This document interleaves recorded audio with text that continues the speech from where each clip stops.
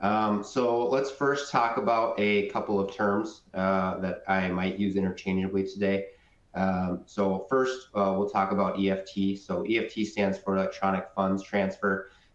Think of it simply as the transfer of money between banks and people. So there are different forms of EFTs, direct deposits, credit cards, electronic checks, and then the focus of our session today is ACH, which stands for Automated Clearing House. So you probably will never need to know that, but that is what ACH stands for. It's really just a network for facilitating those bank-to-bank money transfers.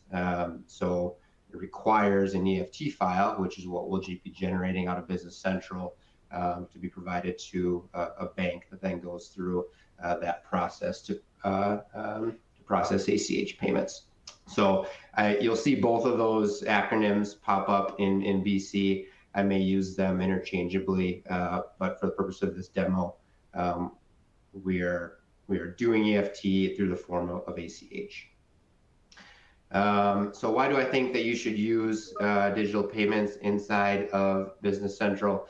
And there are various forms of digital payments. For today's session, I'm going to hone in specifically on ACH payments. So some of the benefits, just the speed and ease. ACH payments, you don't have to worry about putting checks in the mail. The files can't get lost. And there's just a level of automation and decrease of manual entry that will reduce chance for human error. The security aspect, so payments are encrypted and secure, and you reduce the risk of fraud and bounce checks, which can cost your business. And then just the convenience factor. So obviously, when you're writing manual checks, you have to keep track of check stock inventory. You're reliant on a printer versus processing these digital payments. As long as you have an internet connection, ability to send emails, you can really process these payments anywhere. And why do I think you should stop using checks?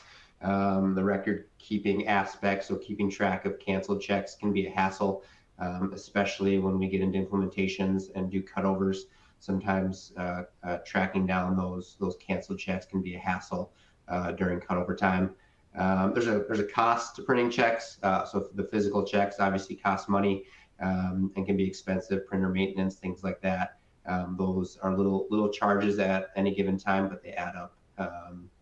And then just time consuming. So writing checks, processing checks, clearing checks, it just takes time to sign all of those checks, and you can save yourself and your business a lot of time by ditching that payment method and moving to digital payments. So there are various setups in BC that you need to have in place in order to pay vendors via ACH. I'm not going to talk about all these fields on this slide because I'll demo them, but you have various fields in your bank account that need to be filled in. There's a particular field in your company information. Best practice is to fill in a lot more fields in your company information, but for specifically for processing ACH payments, there's a field you need to have filled in. You have to provide vendor bank account information, so it's a bank-to-bank transfer, so two sides of that coin. So you have to fill out a bank account information for the vendors you are trying to pay. There's unique settings within the payment journal that need to be set up to process ACH payments. And then there are report selections that you need to define that are specific to this process, specifically talking about the vendor remittance. So I have a couple of screenshots here, which are just highlighting those fields that I just discussed, just for the purpose of having them on the slides. We'll visit those fields individually in our demo. So you can see here bank account information, company information, and this next slide we have our report selections as well as our payment journal. And then just a little bit on the additional functionality. So these, I'll touch on these things during the demo, not necessarily in detail, but things like added functionality when you use the suggest vendor payments tool. We'll talk about data exchange definitions, where that comes into play, and the other use cases in BC. The ability to email vendor remittance is a awesome feature that you can take advantage of when processing ACH payments. That brings into account vendor document layouts, which you need to define. And then just some additional things that you can take advantage of. Bank reconciliations in BC are a lot easier when you're not using manual checks, and when you're importing bank statements. If you're doing bank-to-bank transfers, it just makes the reconciliation process a lot cleaner. And then there are some additional reporting capabilities that I'll touch on if we have time at the end. And with that being said, I'm going to hop into a demo, and we'll can always get more out of seeing it in real time than seeing it on a PowerPoint. So I am in a Kronos company here, and this is called the Job Shop, but we're going to first talk about the required settings in your bank account. So if I navigate to my bank account, I'm going to hop in my checking account here, and some of the various slides that that I wanted to highlight. We have our you need your bank account number and your bank name. Down in the posting options here, you need to fill in your last remittance advice number. So you see here that this prefix, I just have remit. That can be really anything that you want. It's just going to be the file name when you go to export your vendor remittance. That is where this number is going to populate from. Down in the transfer tab, you need to define your country export format. So we'll stick to US and kind of ignore the international options for right now. Sorry about that. Sometimes Business Central likes to reset on you. All right, you need to define an ePay export file name. So this is the file name of the EFT file that we're going to download. Same thing here. You can make this syntax whatever you want. I just always call it EFT, just because that's what it is and it makes the most sense. And then .txt because it's going to download as a text file. This last ePay file creation number will usually start out as 0. That's just going to increment by 1 every time you download that file. You need to define a transit number that's more commonly known as your routing number. And then you have to define this payment export format. So US EFT default is a default payment export format that Microsoft gives us out of the box in these Kronos environments. Depending on the bank that you use, you may need to customize this file because this doesn't match all the bank's requirements. This is where the data exchange definitions come into play. So I'm going to drill into this real quick. I'm not going to get too deep in the weeds, but what's really coming into play here behind the scenes is this file that is mapping various fields on your EFT file to different fields in BC. So all the fields that we're filling in on our bank account and on our vendor card are mapped behind the scenes using this data exchange definition. And when you get a document from your bank telling you what the requirements are, these are some of the terms that you'll be looking at. So not going to take a deep dive into that, but just know when you hear data exchange definition, it's really the mapping that creates the EFT file that we eventually generate out of Business Central. These other two real quickly here, bank statement import format and positive pay. These also features in Business Central also use data exchange definitions. Once again, just mappings you can set up to import or export files into and out of Business Central to just streamline some of your guys' processes. So on the bank account, that's it. Export format, file name, transit number. You have your last remittance advice here, and then your bank account number and bank account name. Those are the requirements on your bank account card. I'll go briefly into the company information. So the federal ID number is required. If you don't have that in your filled out in your company information, when you go to generate the EFT file, you will get an error letting you know that this is required. So like I said, we obviously recommend you filling this out for other documents inside of BC, but this process specifically, you need the federal ID number defined. So we've covered our bank account. Now let's talk about vendors. So on a vendor card, you can set up bank accounts for a vendor. So if I choose the vendor up here in the ribbon and then choose bank accounts, you can see that I have a bank account set up here, ECA Bank. And the required fields, there's not as many requirements on the vendor bank account card. Once again, you need the bank name and the bank number. You see transit number again as well, or routing number. Those are the only 3 required fields, name, bank account number, and transit number. The other field that's required, if you open up this transfer tab, is this little Boolean, if I expand this, that says use for electronic payments. So easy to miss that one because by default, this is collapsed. So if you expand this, you need to enable this bank account to be used for electronic payments in order to pay this particular vendor via ACH. So easy one to forget about there. When you set vendor bank accounts up inside of BC on the vendor card, you can then define on that vendor card that bank as the preferred bank account code. It's not required to fill that in, but if you had multiple bank accounts, you could set a preferred one. When we add this vendor to the payment journal, that will then populate by default as long as we have the preferred bank account code defined. One of the optional fields that I want to talk about quickly is the ability to set payment method codes. So out of the box, BC shows you a variety of different payment method codes that you can use. These are just the stock ones that Microsoft provides.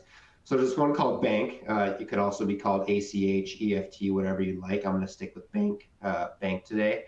But I can define the payment method code for this vendor as bank, telling the system that, or whoever's in charge of vendor creation, that we want to pay this vendor, or maybe this vendor requires you to pay them via ACH versus check or card or whatnot. Having this set will allow us to filter by this in reporting or in the suggest vendor payments, which I'll show you as well. So I'm going to jump to the payment journal real quick, and then we're going to revisit the vendor card later on. So if I search for payment journal, let me open up my batch settings here. So I always recommend setting up a specific ACH batch. If you have multiple banks, I recommend setting multiple batches per bank. The big call out here is that there's this allow payment export checkbox that you need to select for any batch that you're trying to export EFTs from. So that needs to be checked on in order to have that functionality available to you in this particular batch. You also need to set your balancing account type and your balancing account number. Best practice is to do that anyways in your batch settings, but in order for this to populate correctly, we need to choose the bank account that we're going to be processing these ACH payments through. So you can see here I've set the account type to be bank account, and my balancing account number is the name of my bank account, which is just checking in this Cronus environment. So this is your payment journal batch. Before we use the suggest vendor payments, I'm going to touch on the report selection real quickly. So if I look at the different report selection options for purchasing, I want to focus on 2 options at the bottom here. So vendor remittance and vendor remittance posted entries. So for vendor remittance, when you log in, you may actually see a different report ID. There are 2 different formats that are provided out of the box for vendor remittance through the payment journal. This Word document, I think, is a lot more cleaner and visually appealing than the RDLC report that's provided by default. So I always steer clients to try to use this report ID 111383 by default because it's a lot cleaner.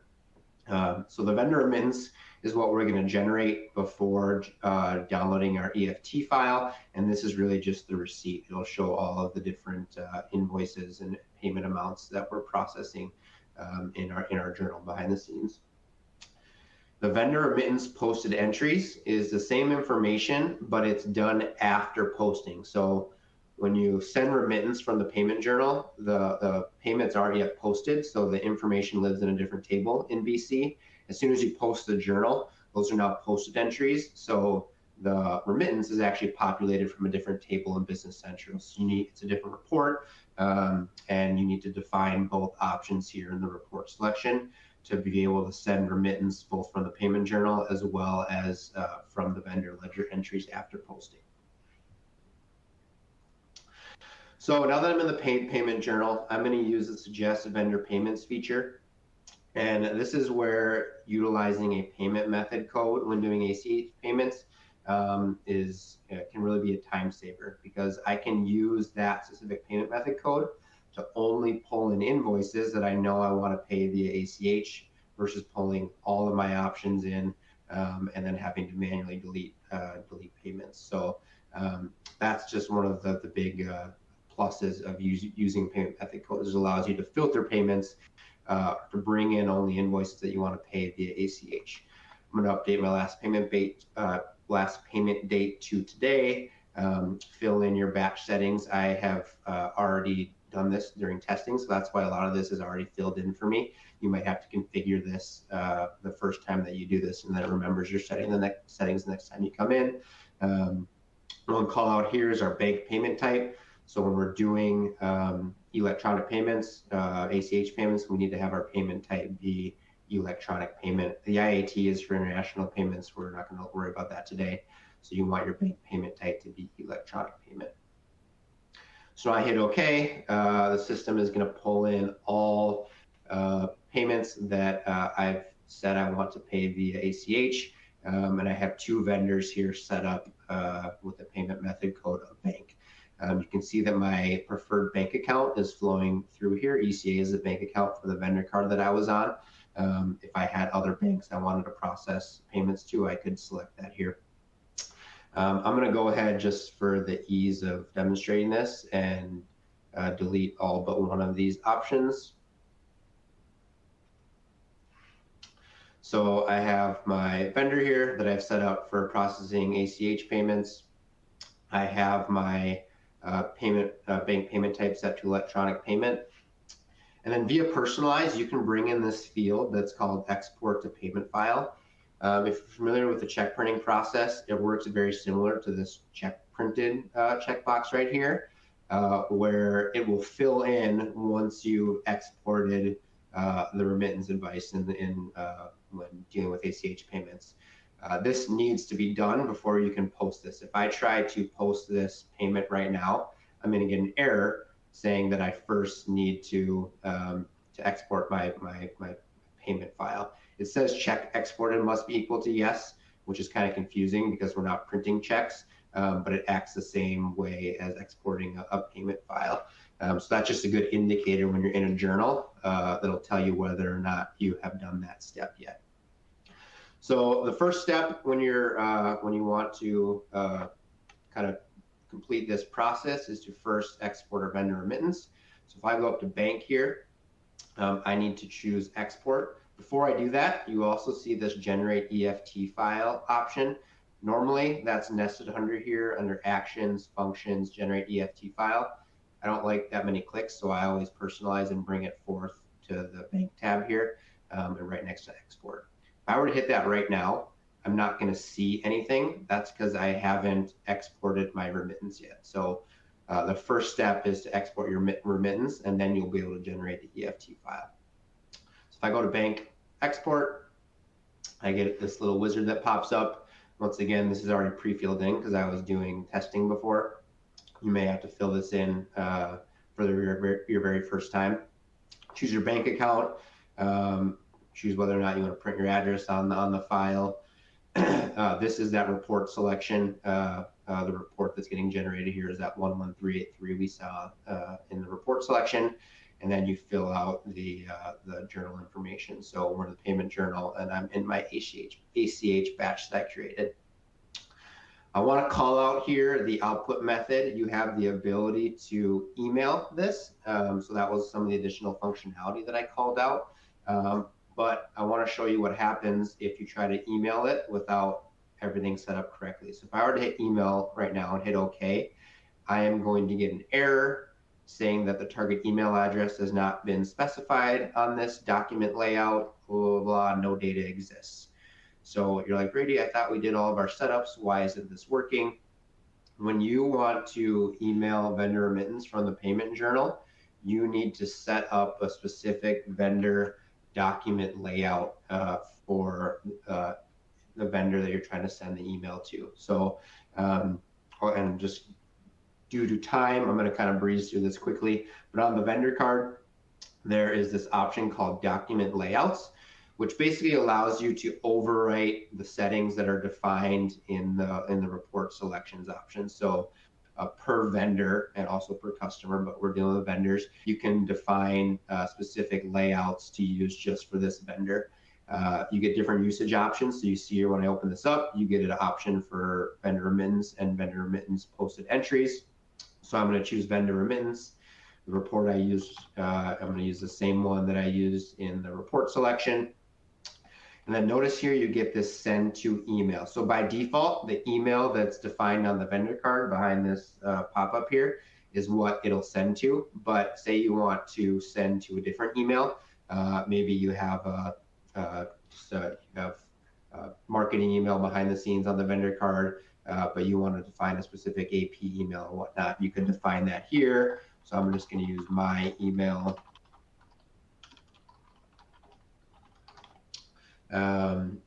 And then now I'm going to hit close, and it's going to send that email versus this ap@firstupconsultants.com. So now that I've set that, I'm going to go back into here to bank export and choose email. And now you'll notice that you guys don't see anything. Now what's happening in the background is I'm getting an email, and I'll pull up what that document looks like in the background so that you guys can see it. I can actually, if I go to sent emails, you can see that I did indeed just now at 11:25 send to that email that I just wrote in my send to email. And what that remittance advice looks like is this file right here.